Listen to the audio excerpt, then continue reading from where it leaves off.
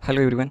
आज के सेशन में हम लोग जानेंगे कि क्रोमोसोम के टाइप्स कितने होते हैं और इनके स्ट्रक्चर कैसे होते हैं। सो चलिए शुरू करते हैं। सबसे पहले क्रोमोसोम होता क्या है। पिछले सेशन में हम लोग जाना था कि क्रोमोसोम का फॉर्मेशन कैसे होता है। एक बार फिर से उसको रिवाइज हम लोग कर लेते हैं। ये एक डीएनए था। इस डीएनए के साथ कई सारे हिस्टोन आकर अटैच्ड थे। जब ये हिस्टोन इसके साथ आकर अटैच्ड हुए तो ये न्यूक्लियोसोम का फॉर्मेशन किया। न्यूक्लियोसोम जब कई सारे बन गए तो ये फॉर्मेशन किया क्रोमेटिन का। Chromatin thread. क्रोमेटिन थ्रेड का फॉर्मेशन किया। अब क्रोमेटिन थ्रेड के बाद ये जब कई सारे एग्रीगेट हुए तो क्रोमोसोम का फॉर्मेशन किया। क्रोमोसोम। क्रोमोसोम तो ऐसे बना। अब अगर बात करें क्रोमोसोम होता क्या क्या है। क्रोमोसोम जो है वो सेल डिवीजन में जब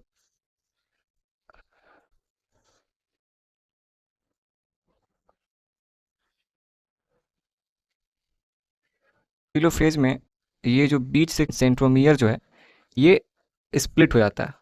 अब स्प्लिट होने के बाद सेल्स में कुछ इस तरह का इक्वेटोरियल प्लेट हुआ और यहाँ पे कैसे और यहाँ पे कैसे दोनों के दोनों सिस्टर क्रोमेटिड्स अलग हो जाती हैं और अलग होने के बाद दो सेल्स में चली जाती हैं। उसके बाद उसको डुप्लीकेट करेंगी एंड देन फिर से डिवाइड होंगी। सो अब बात करते हैं नॉमनक्लेचर की इसकी कि क्रोमोसोम के नॉमनक्लेचर क्या क्या होती हैं।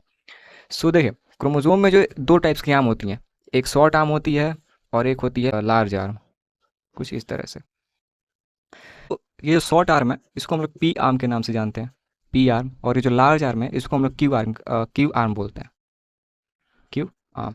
ये जो बीच में जो पार्ट आप देख रहे हैं इसे हम लोग सेंट्रोमियर बोलते हैं। सेंट्रोमियर। कुछ इस तरह। ये जो ऊपर की दो चीज़ें हैं या फिर नीचे वाली इनको हम लोग सिस्टर क्रोमेटिड्स बोलते हैं।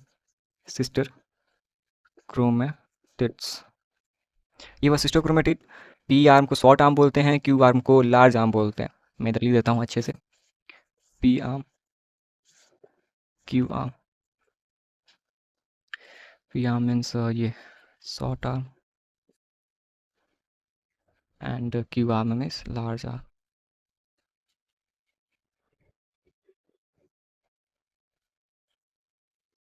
अगर एक छोटी सी चीज़ बताऊँ, वैसे तो आप लोगों की चीज़ है नहीं है, बट नॉर्मली बता रहा हूँ कि कैसे इसको जब आप हायर क्लासेस में जाएंगे तो जीन को कैसे क्लासीफाई किया जाता है। तो एक मैं लिख रहा हूँ 13Q14.2। इस तरह से कुछ क्रोमोसोम के जो भी आर्म्स होते हैं या फिर में जो जीन्स होती हैं उनको इस तरह से क्लासीफाई किया जाता है किसी भी क्रोमोसोम में। Q means large arm. और ये अगर यहीं पे पी रहता है तो वहाँ पे शॉर्ट आर्म हो जाएगा। जो 13 है वो 13 क्रोमोसोम पे रहता है। जो 1 है वो फर्स्ट रीजन है। फोर्थ जो है वो सब रीजन है एंड सेकेंड जो है वो सब रीजन है। ये हुआ मतलब ऐसे कुछ बताया जाता है जब आप हायर क्लासेस में जाएंगे तो कि कोई भी जीन किसी क्रोमोसोम में कहाँ प्रेजेंट है। तो उस लोकेशन को ये दिखाता है कि वो जो स्पेसिफिक जीन है वो स्पेसिफिक जीन कहाँ पे प्रेजेंट होता है। ये हुआ ये। बस एज ए इन्फॉर्मेशन के लिए बताया हूँ कि कुछ इस तरह से जब आगे आने वाली क्लासेस में जब आप जब जाएंगे मीन्स हायर क्लासेस में तो वहाँ पे ऐसे बताया जाता है। ये हुआ पूरी की पूरी बातें इसके बारे में। अगर मैं बताऊँ इसके टाइप्स के बारे में तो जो क्रोमोसोम है वो क्रोमोसोम डिवाइड होता है on the basis of chromosome centromere in 4 parts.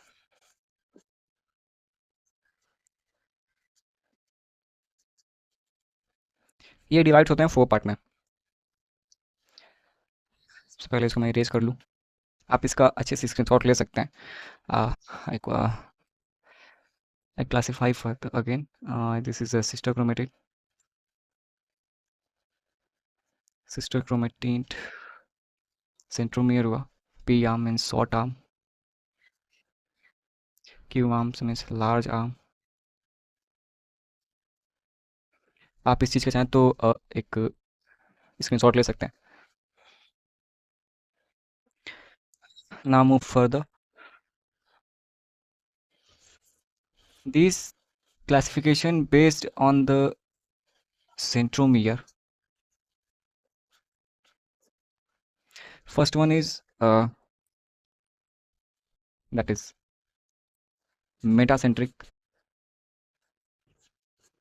Second one is subcentric. and third one is acrocentric, and fourth one is telocentric. First of all, you see its diagram. So जो metacentric है, metacentric में जो chromosome होते हैं वो well developed होते हैं। Well developed means जो पी आर्म होता है, जो शॉर्ट आर्म होता है, वो स्पेसिफिक साइज में होते हैं, जैसे वो हो रहने चाहिए। लाइक ये पी आर्म होगा एंड ये क्यू आर्म, ये पूरी तरह से विजिबल होंगे। सो मेटासेंट्रिक को अगर डिफाइन करना है तो आप कुछ इस तरह से कर सकते हैं कि वह क्रोमोसोम जिसमें जो भी सिस्टर क्रोमेटिड्स हैं उनकी जो साइज है वो पी आर्म और क्यू आर्म के इक्वल रहे। ओके। एंड सब सेंट्रिक जो है, सब सेंट्रिक में क्या होता है कि जो आर्म्स होते हैं वो थोड़े से और छोटे हो जाते हैं, कुछ इस तरह से।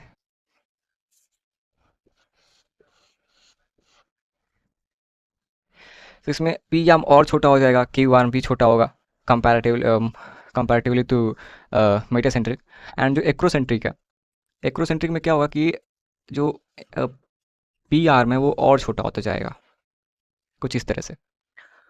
और जो टीलोसेंट्रिक है, टीलोसेंट्रिक में ये जो पी आर्म है ये होता ही नहीं है, ये कुछ होते हैं इस तरह से, और ये सभी के सभी एक ही सेंट्रोमियर से जुड़े होते हैं, समथिंग लाइक दिस।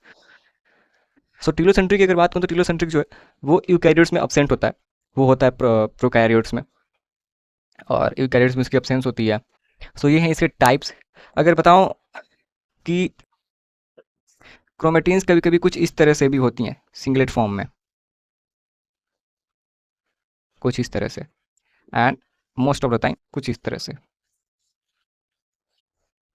ये तब बनेंगी जब सेल डिवीजन होगा, और ये जब तब बनेंगी जब सेल्स में हर एक जो क्रोमोसोम है वो इक्वेटोरियल पॉइंट पे जब आते हैं, या फिर इक्वेटोरियल प्लेट पे, तब उस समय जाकर ये कुछ इस तरह का फॉर्मेशन करती हैं। एंड देन टीलोफेज में ये कुछ इस तरह से हो जाती हैं, क्योंकि क्रोमोसोम जो है वो डिसोसिएट हो जाते हैं एक दूसरे से, एंड दो अलग सेल्स में जाएंगे। सो ये होता है कुछ। सो ये है पूरी बातें क्रोमोसोम के बारे में, एंड इसका डायग्राम आप लोग देख ही सकते हैं कैसा है कैसा नहीं है। सो मिलते हैं नेक्स्ट वीडियो में, तब तक के लिए धन्यवाद।